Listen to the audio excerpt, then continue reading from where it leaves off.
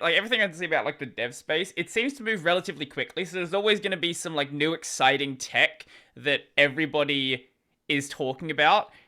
I don't know what's in that like that focus right now, but it just seems like, at least from the outside, there's always something new that people are like experimenting with, even if it doesn't become like a mainstream tool that everybody uses. There's always someone out there that has a new idea about how things can be run.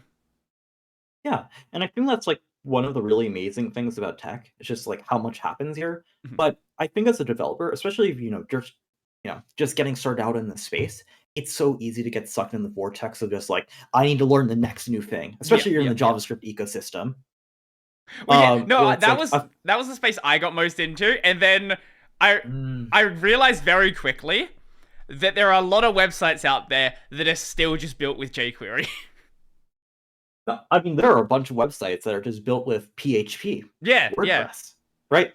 Like I know like I consult with giant companies, Mhm, right?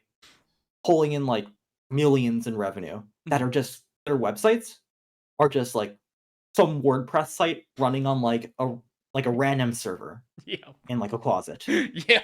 So it's like, you know, you don't need to know like all of this new tech all the time to be, I guess if your job is if your goal is to get hired, you don't need to know all of this new tech, right? And I think in general, like trying to chase after the new thing, like I think it's good to play with new tech, but don't feel like it's a necessity, Mhm, right?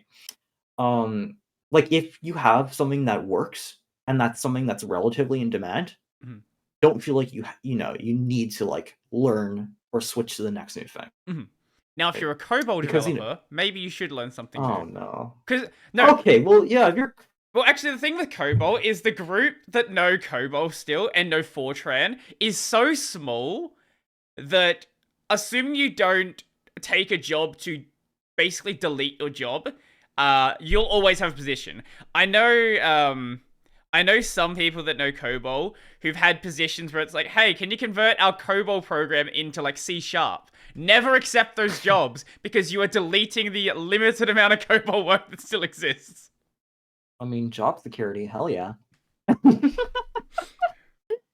Yeah, so no, I mean, there's some interesting stuff even happening in like the COBOL Mhm, space. And I know that's gonna sound insane, but I think Cloudflare, mhm. right? This could have been like obviously I think this is just more of Cloudflare memeing, right? But they released like some sort of like template or library that allows you to run COBOL on like their, Cloudflare workers, which is like their serverless in quotes hosting platform. Right. So there's some like it you know, a movement, a little movement.